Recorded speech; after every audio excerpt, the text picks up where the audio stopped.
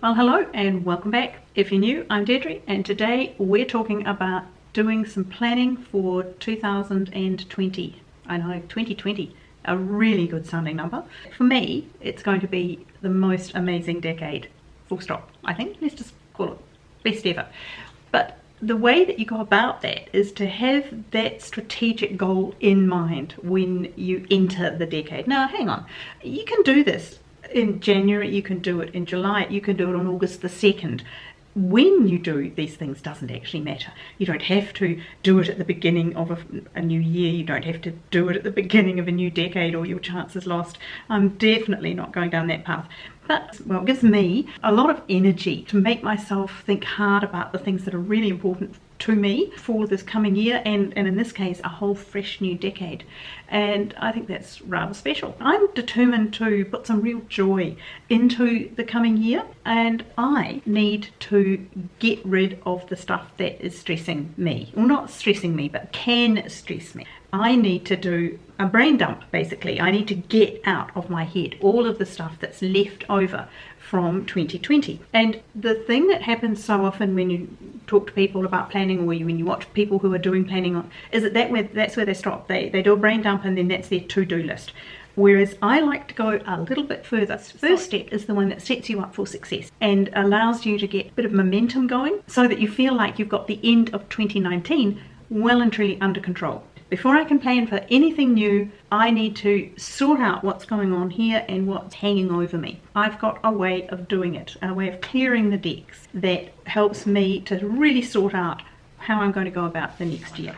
Now, I'll say right up front, you know what this takes? These are my highly sophisticated tools that I've used, okay? 4 coloured markers, okay? I printed out a January calendar from Google. It's just a blank calendar. If you just untick all the boxes, you get a blank, and you can, on your iCalendar or your Google Calendar, and you just print it out. Or you draw it out on pencil and paper. There's nothing you need. You don't need a lovely fresh new journal. You don't need any of those things. Don't let anything get in your way of doing this. I've got some paper here that is, I'm just using the unused side of all the info they gave me at the hospital that I had to read about when I had my eyelid surgery done. So I'm just reusing that, and she said itching her eye. Ugh. Okay, just don't let me touch my eyes. Okay, I've got to wash my hands. I've been washing my hands so much so that I make sure I don't infect anything.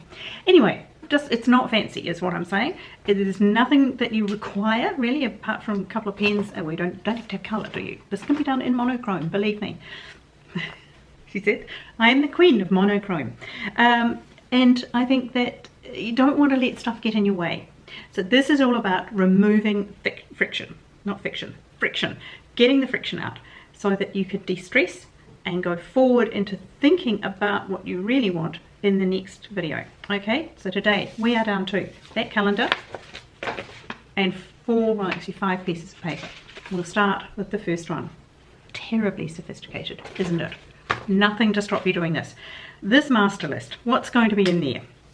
This is where you get everything out. This is the brain dump moment. This is the empty everything here onto that page. Anything that is hanging over you.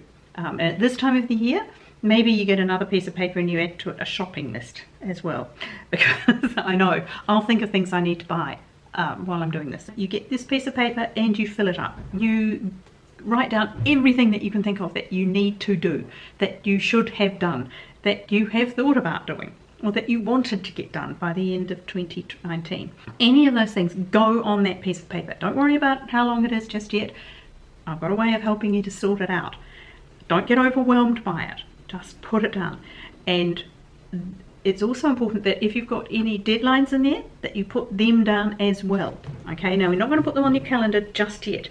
So first, everything goes on the master list, and yes, I would highlight anything, just use a different color and marker, just grab a different color so that you know the things that have deadlines, and that way you've already got those sorted out. I would also go perhaps through my emails, back through diary for a couple of months, just to make sure there's nothing there that I've missed, that I've written down, to do, need to do, or a thought on this, need to get underway on that. Any of those things go on that master list. I don't care if it's 1 page long or 20 pages long, there's a way of managing it. So after you've done that and you've filled up your master list, and believe me, I'm going to reuse these in a minute, but I'm not going to do it with you because that would just take forever. Actually, probably forever. Then you get your next page, and your next page is all about jotting down things in relation to priorities. And what I've drawn here is known as, well, I've got a bigger one of it too because I thought that would help. It's actually called, everywhere else it's just called a 2x2 matrix, but I have seen it called an Eisenhower matrix as well, and as Eisenhower matrix as well. And what it is, I'll just take you around and show you.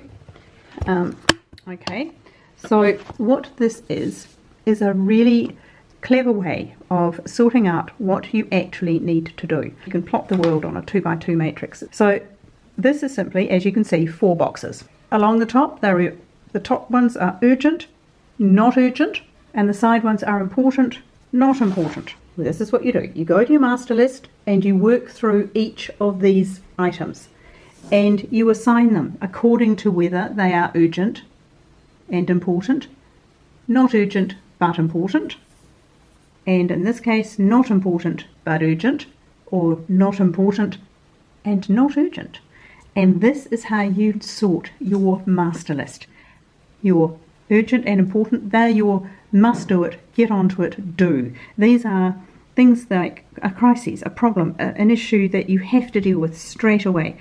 Projects with deadlines, important deadlines that you have to do. These are the ones that you immediately, you put them on your priority list as a do, and you immediately put those ones into your calendar. You put the ones with the deadlines, when the deadline is going to occur. This one's January 2020, and you just mark up. It doesn't have to be fancy, doesn't have to be pretty. This is about getting the information out of your head or out of your emails, out of your journal, or your diary, and making sure you've got it somewhere on paper. If you've got a dental appointment, it goes on your calendar. If you've got a doctor's appointment, any of those things. Frankly, you got yourself a hairstylist appointment for the new year, it goes on the urgent and important list. Now over here are the things that are also, these are important. Okay, this whole line, this row is important. This is not so urgent. These are the plan, should do, will do, no doubt, but there's not an absolute deadline hanging over them. But the things that you need to apply yourself to, things that relate to your family, to personal development, exercise. This is the ambulance side.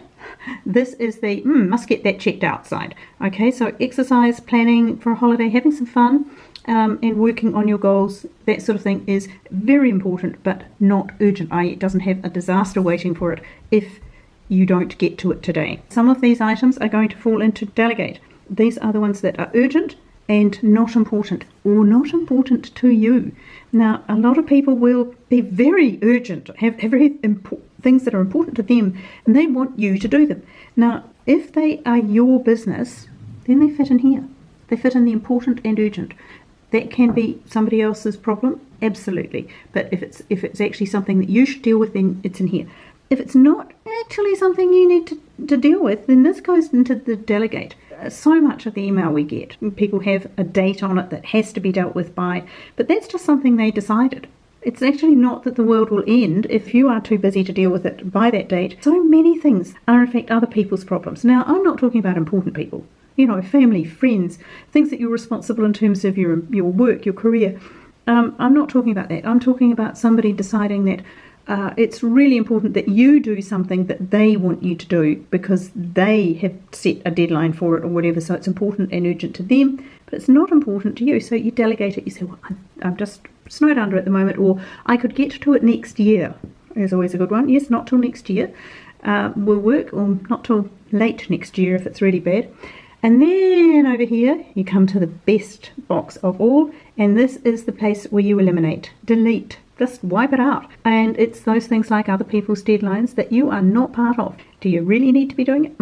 No, that can go. The other thing is something that I find quite often, people say, oh, I'm starting to read this book, I'm not really enjoying it. And I say, well, then why are you keeping on reading it? And I don't mean that you haven't quite got into it, but you're interested in it. That happens easily. You go, oh, it's really interesting, but I haven't quite got into that, can't put it down stage. I don't mean that. I mean books that you just don't like. For example, everybody was reading a certain book about shades of colour.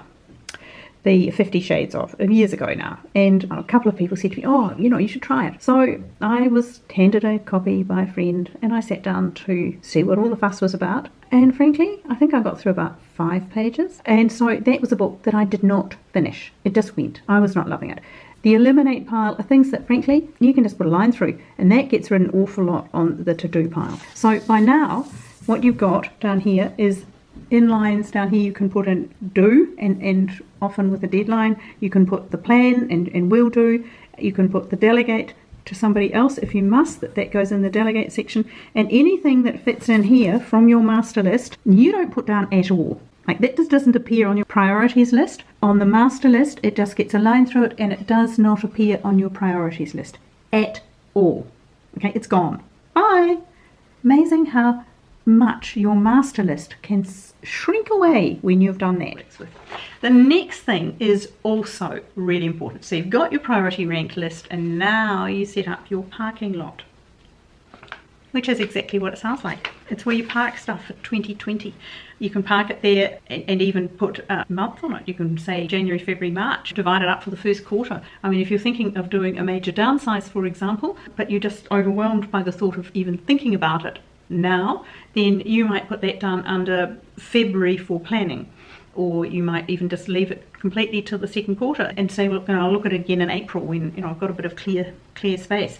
But the bottom line is, it's the stuff on your priorities list that isn't life-threatening, life-saving, or really important to you, that you've sorted through in terms of your matrix, your Eisenhower matrix, and you've sorted it all out now. You know which are the really important, which are the less important.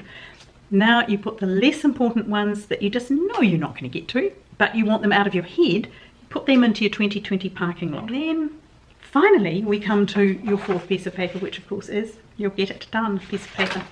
And this is where you have to look at those things that you put in the to do and the the urgent, important but not urgent. That's where they're all going to go, and you're going to see now. Deep breath. How am I going to get these things done? I suggest that you do this. You color grade them with just a mark in terms of how long they will take you to do. For example, if you've got on your list that you've really got to clean out your refrigerator and freezer, I would say that's going to take between 20 and 40 minutes, depending on just how messy it is and whether you give it a full clean or just clear it out and wipe it down. You decide. But if it's going to take you, say, 10 to 20 minutes, I'd mark it with an orange star. If it's going to take me a little longer, I'd mark it with the pink one. And if it's a full block of time that's required to really get something done, then I would mark it with the blue. That way you go through your get it done list, and you think, hang on a minute, I've got perhaps half an hour before I have to go out. What can I do? You just look at your list. It's there. If you've only got 10 minutes, perhaps you can do one shelf in your bathroom. If you've got 20 to 40 minutes, you might be able to do perhaps the top of your refrigerator, clear it out, wipe it out, put everything back and shut the door, and done. You say, well, how much time do I have at this particular moment? And it's not in a frazzled, frenetic way. I'm not saying go crazy and try to account for every minute. I'm just saying that when you've already divided it up, you don't have to think, oh, I've only got half an hour, I can't do anything. Because you can get so much done in half an hour or 10 minutes even. And I'm a great believer in using I've got those little cube timers, and I most certainly use them, because you think 10 minutes is nothing, it's 10 minutes. Think how long it is when you're standing on the corner of somewhere waiting for somebody. It's a long time. And when you are moving and you don't have to think about what it is that you're going to be doing, because it's there on your list and it's already marked as a short space task, then you can just go straight into it and do it and check it off your list. Yes. Which is the whole idea of this, is that we get the stuff out of our head so we can let the joy in. Get it out of your head and you're already halfway there. And now what happens if you don't get it all done before 2020? Anything that's left over just goes here onto the parking lot. So it adds to the list that you're getting control of, that you know what you have to do. It's all managed. You don't have to hold it in your head. You don't have to hold it in different books or different journals or different lists, or on your phone and not on your phone, because you've got it. You've got it in your parking lot. It's written down. However you want to write it down, digitally or physically. And as I say, I'm using up scrap bits of paper. It's just a way to make sure that you have emptied your head of all your stress bunnies. You've all the little fluff bunnies that are called stress. Then you get those down and get them out of your head, and you're already on the way to having a fabulous 2020. I hope that this helped some of you, that it was useful for you. It's the process I use and the way that I can sort out my own head when it's just getting a bit busy.